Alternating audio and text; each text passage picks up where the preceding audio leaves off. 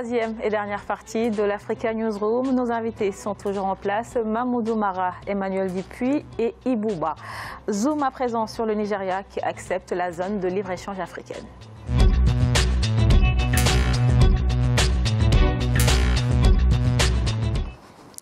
Le Nigeria accepte finalement la ratification de l'accord relatif à la création de la zone de libre-échange continentale. Le pays était jusque-là réticent à ouvrir son gigantesque marché. La ZLECAf est l'un des étendards de l'agenda 2063 de l'Union africaine. Il vise à créer un marché commun de 1,2 milliard d'habitants. Les précisions de Michael Dingoswa. Le Nigeria s'apprête à rejoindre la zone de libre-échange continentale africaine.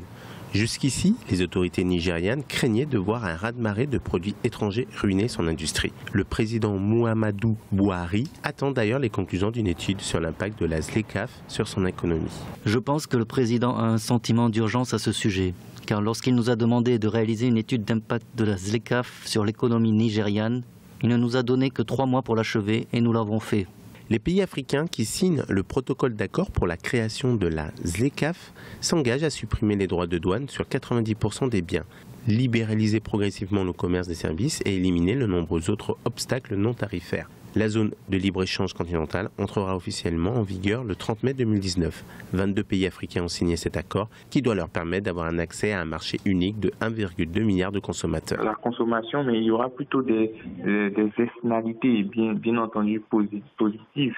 Certains pays, par exemple, sont plus avancés dans certaines cultures de première nécessité. Ces pays-là pourront exporter plus facilement vers d'autres pays qui sont moins avancés sur ces cultures-là et qui en ont besoin en termes de produits de première nécessité. La ZLECAf pourrait augmenter le commerce intra-africain de 52,3% par an, un commerce intra-africain qui ne représente pour l'instant que 15% du total des échanges sur le continent. À titre de comparaison, en Europe, 67% des échanges commerciaux se font entre Européens. Mamadou Mara, est-ce qu'on doit se sentir soulagé par cette nouvelle mesure? C'est une très belle nouvelle pour le continent africain, pour une fois où je félicite les leaders africains sur quelque chose qui me paraît être fondamental. Pour moi, l'intégration régionale, l'intégration africaine passe d'abord par les échanges entre les pays, par les échanges entre les populations. Et le fait de signer, de faire cette ratification, qu'on ait 22 pays sur les 57 qui vont vers une zone de libre-échange. On peut dire que l'intégration africaine est en marche alors? On peut dire que ça marche déjà, c'est pas mal, ça marche déjà parce que la CEDEAO a commencé avait bien avant cette zone, mais c'est très bien. Le premier avantage, on aura en tout cas un produit cumulé de PIB, on a 2 milliards à peu près. Donc ce qui veut dire que là, c'est la plus grande zone qui puisse exister dans le monde aujourd'hui, 1 milliard d'individus. Le droit de douane supprimé, certains pays vont en perdre, d'autres vont en gagner beaucoup plus, mais je peux dire que l'intégration africaine, ça répond à ce que les pères fondateurs de l'époque, Kwame Nkrumah, Sékou Touré, ont eu à dire. Je peux dire qu'on peut aller encore plus loin dans ce cas de figure. Il y a des secteurs qui me paraissent essentiels en Afrique, par exemple le transport. Avant, par exemple, pour aller à Accra, on est de Guinée à Accra, on était obligé de faire la Guinée, Paris et Accra. Aujourd'hui encore, c'est difficile de faire la Côte d'Ivoire et la Guinée. Soit c'est cher, soit parce que il faut attendre une journée pour aller. On peut aller plus loin. On peut sanctuariser par exemple le transport. On peut sanctuariser la défense parce que nous ne sommes pas en guerre. On peut sanctuariser ces éléments, ces ministères pour les mettre au niveau supranational pour que les États puissent aller vers une intégration, vers des zones de libre-échange, vers certaines mutualisations d'efforts pour plus optimiser au niveau africain certaines dépenses. Alors Ibouba, à terme, la ZLECAf va permettre de générer, selon les projections officielles, un PIB de plus de 3 milliards de dollars et permettre la création de 300 000 emplois directs et plus de 2 millions d'emplois indirects. Quelles en sont les opportunités pour les pays du continent? Les opportunités, elles sont nombreuses. Donc déjà, ça permet un libre-échange, mais ça permet aussi de fluidifier un tout petit peu l'intégration, en quelque sorte, d'où la base donc, effectivement, donc, des échanges commerciaux entre les pays du ZLECAf. Je crois que c'est une idée émancipatrice pour le développement même du continent, même si le Nigeria depuis des années et des années a été très réticent, bon, pas seulement pour cela, mais nous savons très bien que le Nigeria est un poids politique mais aussi économique pour le continent africain. Et je crois qu'aujourd'hui on a le rictus large quand on voit que Bouhari a enfin cédé pour pouvoir donc adhérer à ce ZLECAf. Alors, M. Dupuis, le marché africain permettra également de faire passer le commerce intra-africain à 25% à l'horizon 2023, alors qu'il est estimé entre 15 et 18% aujourd'hui. Est-ce que ce n'est pas une utopie quand on considère la question des barrières tarifaires en Afrique? Alors, encore une fois, moi je m'inscris évidemment en vrai et dans la continuité de ce qui a été dit, en fait, en rappelant quand même que pour l'instant il n'y a que 22 pays qui l'ont ratifié et que, évidemment, c'est le minimum et que c'est un début de processus. Et c'est une très bonne chose, évidemment, que ce PIB cumulé puisse montrer que ce qui avait été fait auparavant, parce qu'il y avait déjà eu un précédent avec la mise en place en juin 2015 d'une zone de libre-échange qui rassemble la zone COMESA, la zone de l'East African Community et la SADC, 1000 milliards de PIB, 1000 milliards pardon, oui, de PIB. Donc il y a eu un processus où tout le monde se rend compte qu'il faut évidemment travailler premièrement sur l'augmentation du commerce intra-africain, vous l'évoquez, et puis surtout, chose que votre reportage effleurait, la part du commerce africain dans le monde. Il n'est péniblement que de 2,5 à 4%.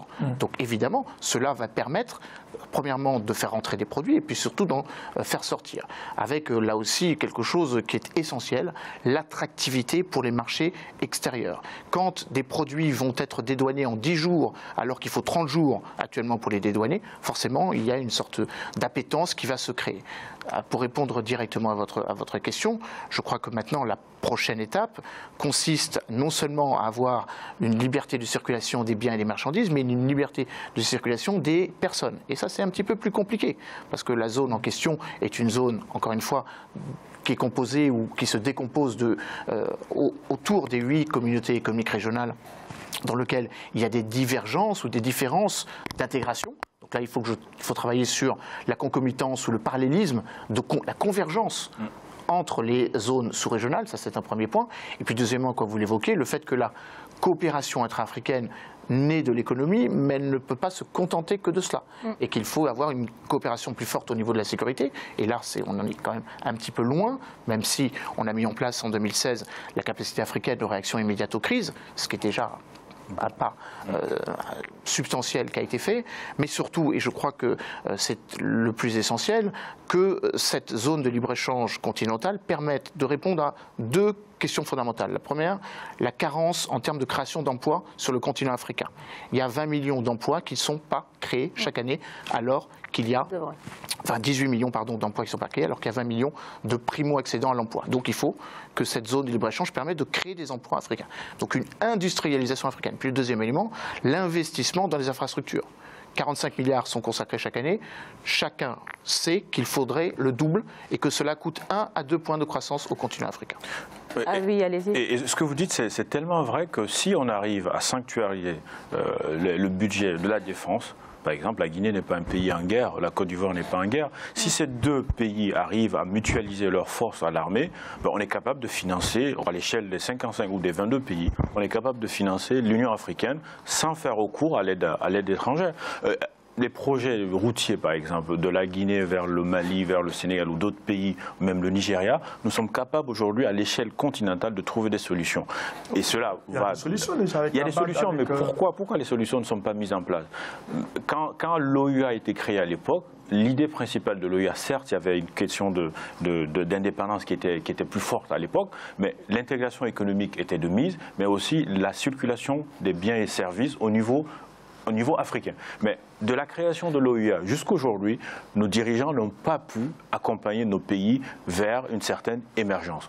Cela, ça va dire que la responsabilité qui est la nôtre, la responsabilité morale qui est la nôtre, c'est soit de continuer ce que a été dit par les pères fondateurs, soit de créer de trouver une nouvelle dynamique, en tout cas une nouvelle réflexion, pour éventuellement répondre à ces sujets. Aujourd'hui, il est potentiellement possible de créer l'emploi dans nos pays, de trouver des solutions à nos problèmes dans nos pays, en se basant éventuellement de notre culture. Moi, j'en suis profondément convaincu. Mais pour aborder dans votre sens, il y a un paradoxe. La croissance mondiale est en diminution. Elle était de 3,7 l'année dernière, elle est de 3,5. Alors que sur le continent africain, elle est en croissance. Donc évidemment, il faut que cette réalité, qui est une réalité moyenne, médiane, pour l'ensemble des 54, se soit ancrée dans des réflexes. La zone de libre-échange, telle que l'avait voulu le président Kagame, c'est peut-être une des raisons pour lesquelles le président Bouhari a un petit peu tardé à s'y arrimer. On sait évidemment que le Nigeria, qui à lui tout seul pèse 500 milliards de PIB en termes de dollars, était un petit peu réticent à ce qu'il y ait une pénétration des marchés extérieurs venant de la CEDEAO ou venant des zones périphériques. Mais je crois que ce qui est aussi très important, c'est la personnification de ce dossier par le président Kagame, qui en a fait une certaine forme d'identité politique. Au-delà évidemment de la geste et de la mémorielle du Rwanda, faisant en sorte que le libéralisme devienne une sorte de ligne conductrice de l'ensemble des chefs d'État africains. C'est pour ça que 22 pays qui ont ratifié, enfin 17 il y a encore quelques jours, maintenant 22 avec le Nigeria, sachant qu'il y en a encore... Donc les réticences étaient plutôt d'ordre politique qu'économique. Évidemment. Alors les deux pays qui n'ont pas encore ratifié le font pour des raisons économiques, le Bénin d'un côté et l'Érythrée de l'autre, mais évidemment que c'est avant tout pour une dimension politique, de leadership, d'incarnation, et je crois que le président Buhari s'est fait un petit peu, comment dire, tordre la main ou un petit peu poussé par l'actuel président Sisi, qui veut évidemment être dans cette continuité de ce qu'avait proposé son prédécesseur à la tête de l'Union africaine. Alors, ce marché a quand même des conséquences, Mamoudou Mara. Quelles peuvent être ces conséquences pour les habitants du continent? Les conséquences, moi j'en vois deux principalement, au niveau des producteurs locaux qu'on a chez nous. Les producteurs laitiers, les vendeurs voilà, parce qu'ici il y a une forte concurrence par rapport aux autres pays qui sont quasiment développés, je vois chez moi, où qui sont industrialisés. Donc voilà, mais on va dire que c'est ça relativement moins, dans la mesure où c'est des échanges, des importations et des exportations, des échanges entre des pays, des biens et des services. Donc forcément, bon, on va relativiser ce cadre de fait. Et puis la CEDEAO, qui a beaucoup évolué dans ce cadre d'intégration, a beaucoup à perdre aussi en rentrant dans cette intégration. Et Bouba, les sceptiques évoquent le problème de la faible diversification des économies africaines comme un frein à la ZLECAf. Vous partagez cet avis? Pas du tout. Moi, je crois bien que la ZLECAf est quelque chose quand même qui pourra apporter faire plutôt des ouvertures donc, au niveau des pays signataires.